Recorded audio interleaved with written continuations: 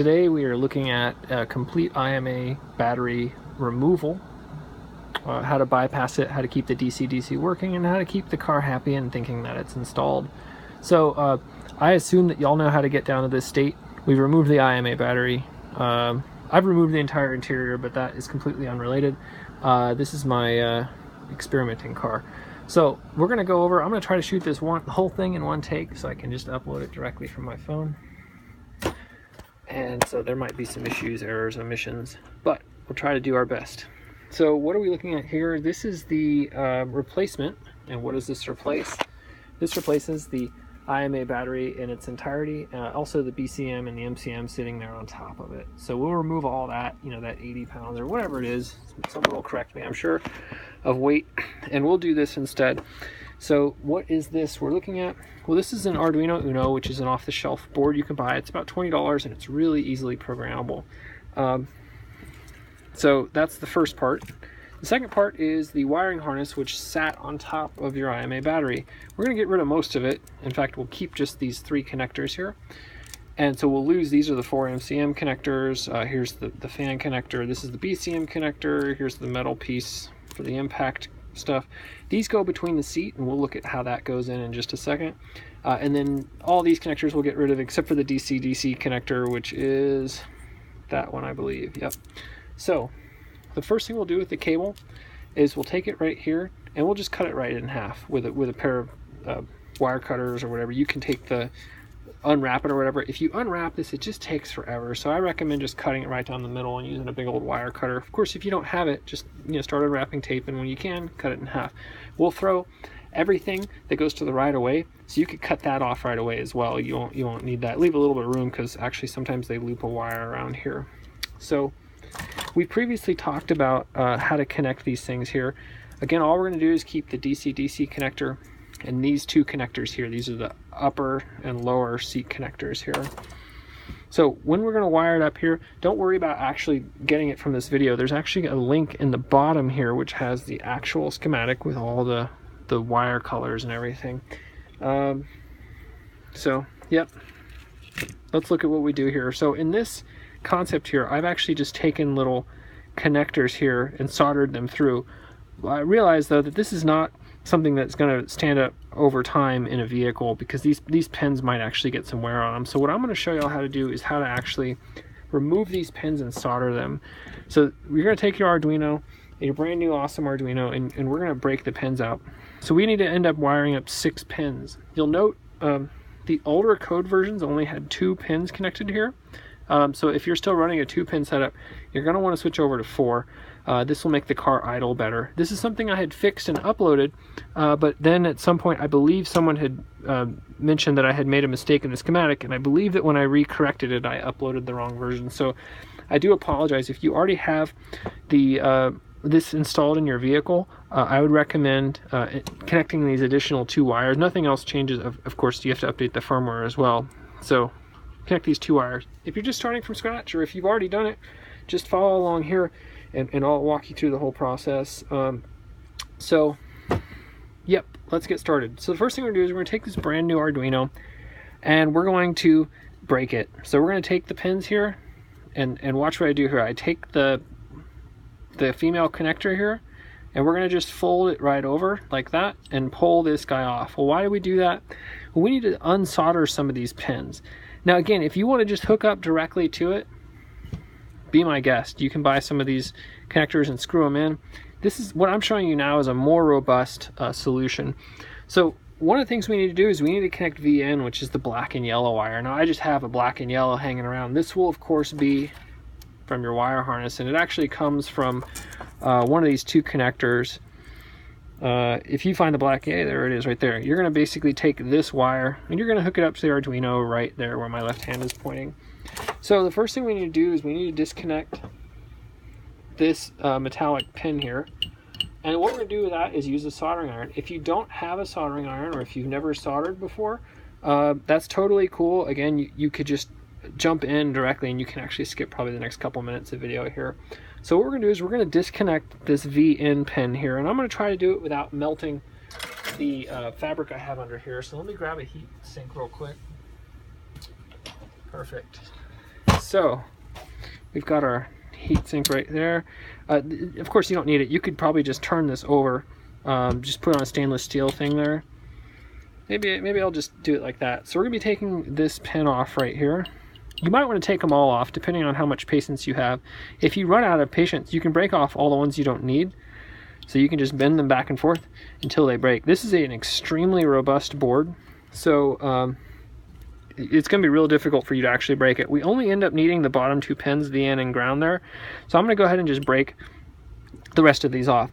Now this is of course making your Arduino very purpose driven. We're getting rid of functionality that it supports but that you don't need. So we're just trying to make the robust solution there. And I'm not going to do all the pins. I'm just going to do the one here. I'll show you the process, and then I trust you can figure it out on yourself. Now I will not ship this kit. In the United States, this modification is not legal for on-road use. It is, however, legal for off-road use, which is actually how I use it. I am not the moral police here, but just know that if you use this in a vehicle that is driven on public roads in the United States, it is actually a crime. It violates the EPA. So what I did, if you've never soldered before, first thing it is, I wiped all the crap off my soldering iron using a sponge here. So most soldering irons will come with a sponge that you get wet. Cleaned all the crap off, put new solder on, and we're going to take this pin off. Now when you put the soldering iron on here, it's going to make these pins extremely hot, so you definitely don't want to hold on to them. So you're going to take your plier here, or tweezers are really better, I just can't find any right now. You're going to take this thing, notice how much solder is on it? That's a good thing. You want that solder in there because it really conducts that heat. And all I did was just push down, hold the pin out. We're going to do the same thing here with this other guy. Oh, grab it there. Cool, now we got them both out. Sweet. So if you have solder wick, solder braid, you can use it. It'll make the process a little easier. I don't expect you're going to have solder wick. I'm going to pretend this doesn't exist. If you have solder wick, you already know how to solder. I'm not sure why you're watching this part of the video. Scrub ahead a few minutes and save yourself some time. Second thing we're going to do is we're going to strip this wire out. I've somehow gummed the hell out of this thing. I trust that everyone's stripped wire before, so I'm not going to really go into that. I prefer using scissors. However, it is something you got to be careful of, that you don't nick the wires too much. So we got the wire out there. We're going to keep this guy just copper exposed, and we're going to throw the wire in. Now make sure you get your wire right, of course. We're going to be hooking the black and yellow to VN here. Boom, like that. And the way we're going to do it without solder wick is we're going to just heat it up. And at this point I'll probably clean the tip off again. I tend to clean these irons pretty meticulously. Now I'm intentionally using a crappy iron because I just want to show you all that you can do this with a crappy iron. If you have a nice Hakko 888 or something, go ahead and use it. I pulled out my college soldering iron with the custom removed sheathing so that you have maximum mobility. So what we're going to do is we're going to heat this board back up, and once it gets hot, we're going to take our wire, which we should have put some solder on, sorry. So we're going to take our wire here, we're going to add some solder to it. This is a kind of a three-hand process, and you can figure out how to do it with two, or you can just put one of them in a clamp. Okay, so now we got solder on our wire. We're going to heat the whole mess up here, and we're going to just plop it down right in the hole like that. And if the solder looks jagged, you did a bad job. You need to heat it up more. That's about all the recommendation you need to get started. So I've hooked up the VN here, and this is going to be a much more robust connection than you might get otherwise. Now you can see here it's still a little beaded. That just means that it wasn't quite hot enough. Ooh, that was bad. Okay. Oh. Let's heat this guy back up from the top. There we go. Boom. That's a good solid connection there. I'm kind of a perfectionist, so I'm going to try to get a little bit of that extra solder off. Dang. It's starting, the more I play around with it, the worse that gets. This is still, this looks crummy now, but it's still actually a good connection. I trust y'all can solder, and maybe you have better iron or better eye, or even more light or whatever. Maybe some solder flux. Again, I'm just assuming that you went to Radio Shack and bought a soldering iron. There we go. That'll finally do it. Make sure you keep the wire pretty stationary for 5 or 6 seconds so that it can re-solidify. At this point, I've melted through the wire quite a bit, so there's a bunch of extra there. If you have some really sharp nips, you can cut the end off, and if not, don't worry about it, just leave it there. So there's the first wire. It's the black and yellow. The second one is blue-white. That's the ground. I don't actually have a blue-white wire, but I'm just going to pretend and hook this the other way. Now, if you follow my instructions here, you're going to basically short this thing out to itself. So here's your second wire. We'll go through the same process again. Alrighty, we're going to take our iron. I'm going to clean the tip off again. And by cleaning it off, you're just getting all that old solder off, because it basically, as the solder, as the lead and tin burns out, the flux will burn off. And the flux is basically tree sap, still to this day, if you're using leaded solder. So we'll get some solder on there. Of course, that's not going to work, so we'll leave the wire floating up. This might or might not be in frame right now, and we're going to just throw it on there. Boom. Okay, cool. We got solder on our wire. This time we'll go through the top, just because we have two pins right next to each other. It doesn't really matter which way you go. And this will just give them a little more clearance. You could also come over to this third ground pin. Yeah, that's a good idea. Let's do that. So I'll change the schematic to do that, and we'll just push. We broke that old pin off. We're going to just kind of push it out of the way. So we're going to heat this ground up. Now the ground is a bigger surface on here, so it's going to take a little longer to heat up. So if you've never soldered before, do the grounds last so you can have a little bit of proficiency first, because you really got to heat up that ground plane or it won't work. So we got it nice and hot. Ooh, yeah, it's starting to deflect. Okay, well, that's no bueno. I don't actually have it in the hole. I think because I broke that pin off in there, it's going to be fighting me. So I'll show you what to do with solder wick now. This is the better way of doing it. Solder wick is basically really fine pitch copper that is all impregnated with flux, and it's going to suck all the solder out wherever you use it. So we're going to take it here, and we're going to just heat it up through the pads of this Arduino, and it's going to blow all of that solder off. Like that. If your tip is sharp enough, you can sometimes actually stick it in these .040 holes, get them started there. Cool, yeah, so you can see the little pin is hanging out here. We're going to try to pull it out with our big ass Leatherman. Not the right tool for the job, but it works. We might have some tweezers somewhere. Oh, yeah, that's crappy. Yeah, it's just kind of riding around in there. Yeah, there you go. It somehow just fell out. Okay, so yeah, don't break the pins off on the ones you need. I'll make that change to the schematic. Okay, that last tip got pretty ruined. Let's cut it off. Again, I'm not really going to edit this video, so if you're too cheap to buy a new IMA battery for your off-roading machine, I'm going to waste your 2 minutes. Oh, cool. Alrighty. That was kind of a joke. Alright, so we're going to add some more solder to this guy here. I will not send you this wiring harness. Please don't message me and ask. The information itself, can't get in trouble for it. If you put this in your car and use it on a road and I sold you the part, I don't want to have to deal with that. Okay, next up, we're going to heat up this pad again. We took all that solder off with a wick. Well, now I'm going to recommend throwing it back on. This is a ground pin, and you need to get all the heat in there you can get. So what we were trying to do before was get rid of that damn pin. Pin's gone now. Okay, we're going to heat up the wire, stick it down in there, boom, let it get hot. Keep the wire right where it is. Wire is now solid. So now I've got all our pins hanging out through there. That's basically what you're going to do. You're going to do the same thing over here, where we use 4 pins over here. It's pins 9, 10, 11, and 12. That looks right. Maybe not. Hold on.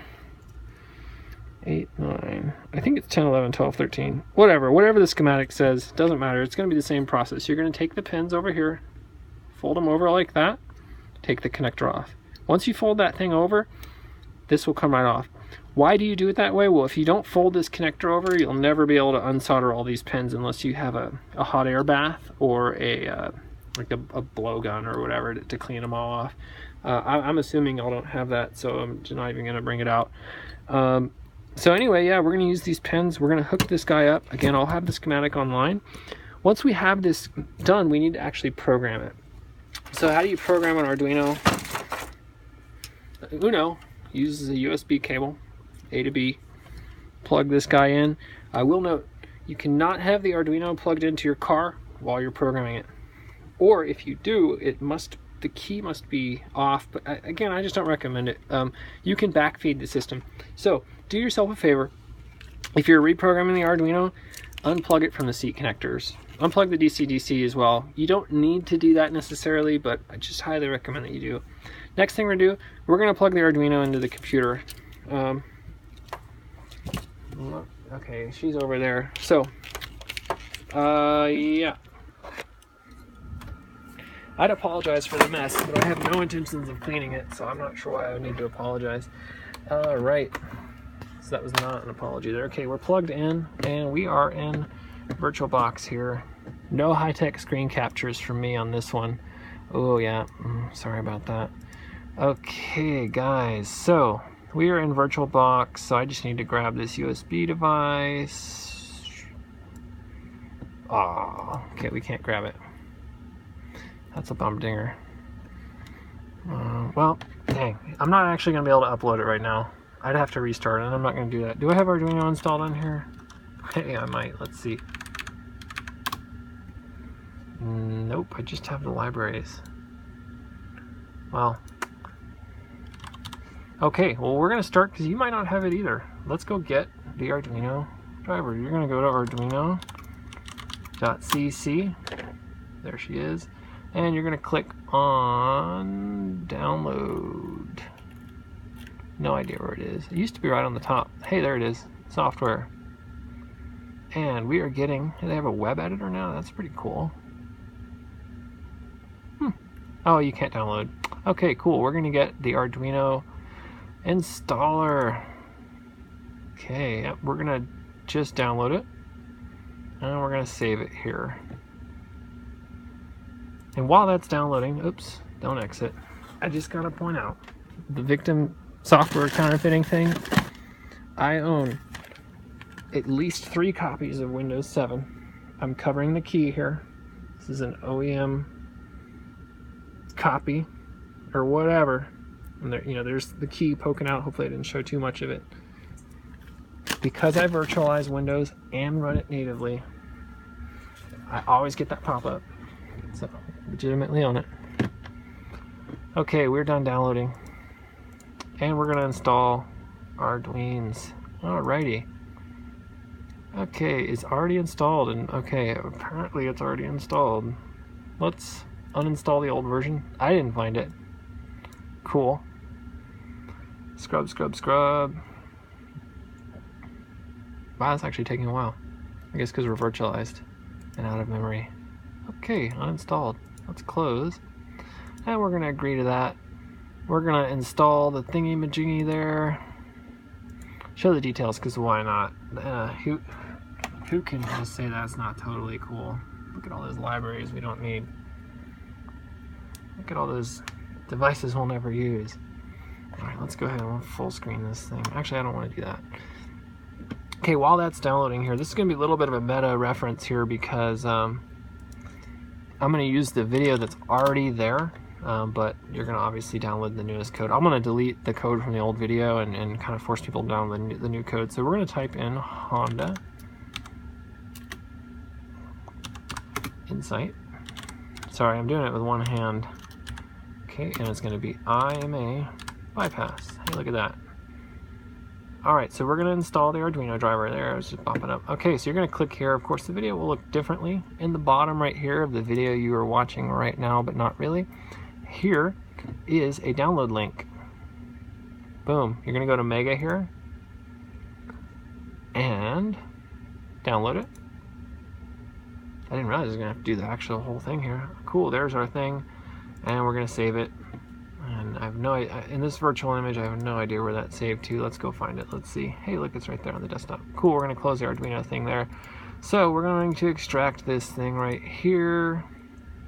And here's our extracted file. And there's my invisible macOS file. Sorry about that. Here's a README here. It's going to basically look the same. It's open source software. Don't use it on the roads. That's what it's saying there. Okay, we have the wiring. This is going to change, don't use it. Alrighty, and we have another invisible macOS file. So if you double click on this file, it's going to launch in Arduino.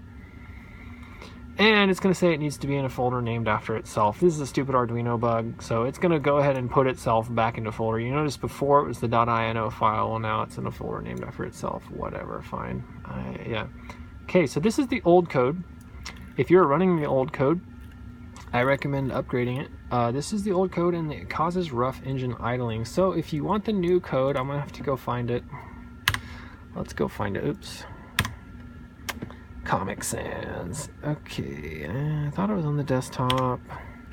Again, I told you I wasn't gonna edit this video. I'm mixed about whether or not I'm going to do it at this point. Yeah, let's see. Okay, we're gonna go to Cars and Insight, and hey, there's our new code. Here is the new code. It's cleaner. You know, the old code was just kind of, I never really intended for this to be something that, you know, dozens, if not hundreds of people use. I get a ton of messages about this, and of course, now that the rough idle issue is there, I'm getting a ton more, and I do apologize. You can see I originally fixed this issue August of 2016, and I don't think anyone pointed out that I had the wrong version up, you know, until June or July. I think it was Balto that pointed that out. So whatever, here it is. I do like to run through because even if you want to just eyes glaze over, I love people who want to go the extra mile and actually learn what's going on. So it's going to be like a 1-minute plug here. We have 4 pins that we need to spoof. We have this QBAT, which is how charged is the battery. We're telling the car that it's not charged here. So at a 12% duty cycle, 10% is the minimum at which it will throw an error. So at 12%, the ECU will think the battery is completely dead. So we basically pulse width modulated 30 over 256, which is apparently 12%. I'll trust that math. And then we have this actual torque. This is saying how much torque is being delivered to the vehicle. And we set it to, sorry, that's pin 11. And then let's go find it here. It's an output. Here we're giving a 50% duty cycle. This is the issue right now with the old code, is we don't actually set this pin, nor did we actually even connect it. And so that actually caused the ECU to think that the IMA was providing torque that it was not actually providing. And so the ECU kept saying, hey, you know, okay, you're going to be providing torque, well, I'm going to give it less gas. And then it didn't, and the car went to stall, and that's basically what happened. So now we're setting it to a PWM at 127 out of 256, which is approximately 50%, close as we can get to it. So those are the 2 new pins that we just didn't have before. What did we do before? We just kind of spoofed it by hooking up one of the other pins to both of these, and the car, it got by. It didn't work well. So anyway, if you're not using this code and you're using that code there, which is longer and actually more poorly written, then I highly recommend upgrading. I've put notes in here that just explain what's going on here, and that way if you want to play around with it, like, have fun. Okay, so anyway, we're gonna go back here, and I don't think this will actually work again because I'm in a virtualized environment right now, but we're gonna go into this now folderized bitbang code. And you've never used Arduino, not a big problem, don't worry. We're gonna go to the tools here, and we're gonna say that we're using Arduino Uno. That's the first thing. We need to say, hey, look, you're using an Arduino Uno, otherwise it's not going to work. So there's our Uno. Again, I went to Tools, Board, Uno, boom, right there. And we need to set the port. Typically, I don't actually set the port. I just hit upload, and then when it fails, I'll have it select the port. I'm not sure, again, because this is virtualized, it might not work. We can try to grab it again. Yeah, it's not going to work, boom. So, but what you're going to do is you're going to hit upload, and it's going to fail here, because I doubt it finds my board. Yeah, look, boom, problem uploading to board, board not found. That's basically what it's telling here. You can pull it up and it'll tell you what exactly happened. But I guarantee you, if you uploaded this code, let's just pretend you did, and I've already programmed this board. This LED on the board, see that orange LED? Sometimes it's green, sometimes it's red. I've seen them that are blue. It's an open source board, so people just make them and have fun. So if your board is flashing like that, then you have done a good job and it is now working. And if not, if you're getting errors, you need to look on the Arduino stuff. There's actually an Arduino Blinky. If you just type Arduino and Blinky, B-L-I-N-K-Y, if you've never used Arduino before, there's a million videos that show you how to program and upload. Once you get uploading, then you come back and download this bit banging code. Sorry, this was the old version that I said not to load on there. The new version's only on the Mac thing, and I don't feel like bringing it over right now. So, but you've now programmed with Arduino. Congrats, you are a hacker elite. We're going to unplug the USB there. We're going to go back to our car, and if you're lucky, your car will have an interior in it. But this car does not. I've owned this car for 1.5 years, and I've put 0 miles on it, which is actually a shame. It's just been sitting in the garage. So, you have seats in your car, I don't. Here's the what I call the seat connector. There's an upper and a lower connector there. I'll zoom out a little bit so you can see where that is. To do that, you'll have to take off the metal. Oh, I need to hold that flashlight there. You'll have to take off the metal pan that's here, which means you'll have to take off the middle mat. Again, I trust that you can search our forums on figuring out how to do that.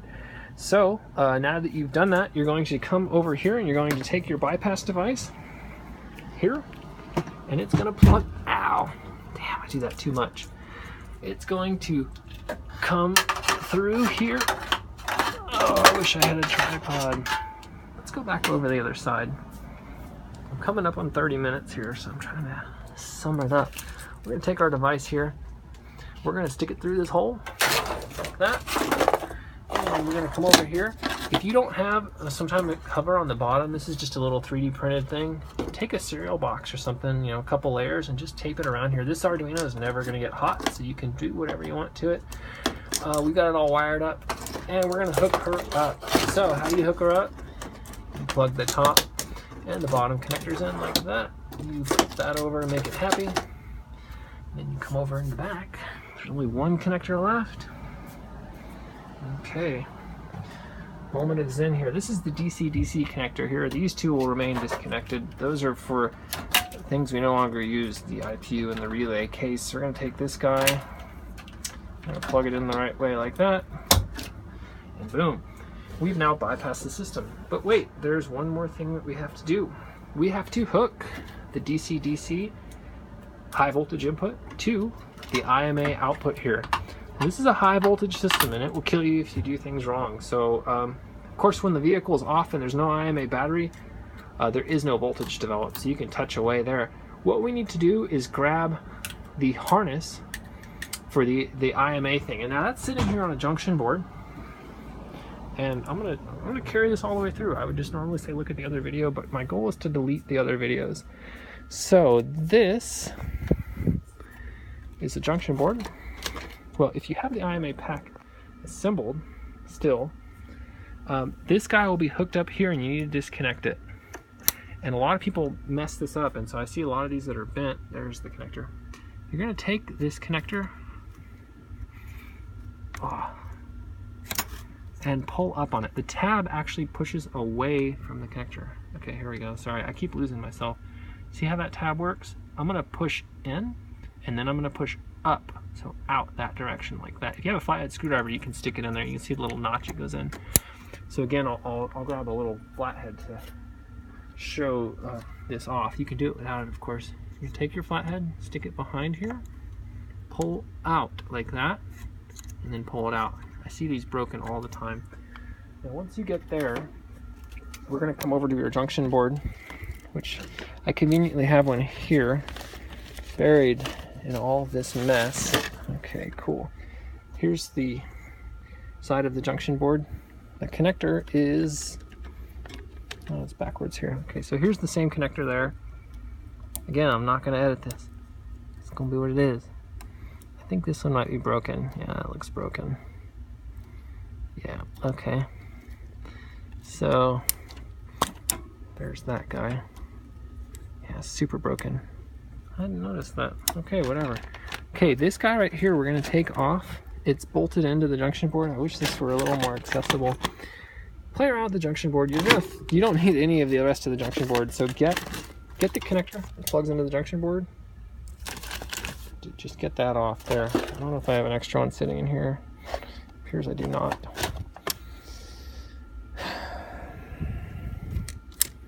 Wow. Okay. Yeah, it's going to be pretend time. Sorry. So all we're going to do when we're back in here is we're going to hook the black wire here. Of course, we have this junction, and we're going to hook the black to the black, and the red is going to hook to the orange there. I recommend fusing this, so you can take the fuse out of the junction board and just bolt it on. All the things will have bolts on them, so you can basically bolt this guy and bolt that guy. Bolt them all together. That seems pretty self-explanatory to me, so I'm not going to go into too much detail there. But at the end of the day, these guys will be hooked up together. Of course, they won't be shorted out. They'll be hooked up through that cable I don't have readily available, and you'll wire that up and make it safe. That's easy enough, and I think I'll leave the proof of concept video up, and you can see how that's actually installed. But that's it. From there, you can turn your car on, and if your car was installed, you could actually turn it on and not have the IMA light or the check engine light. The car will idle correctly now. So that's it in a nutshell. 30 minutes. Sorry to waste your time. Maybe I saved you time. Whatever. So that's the final IMA solution. Please let me know if you have any questions, or if somehow I upload the wrong code again. My IC.net handle is mutter, and that's because I'm an off-roading insider, which again, this is not legal for on-road use in the United States. If you're in Europe, totally legit. In the US, the EPA will jump all over you for this, maybe.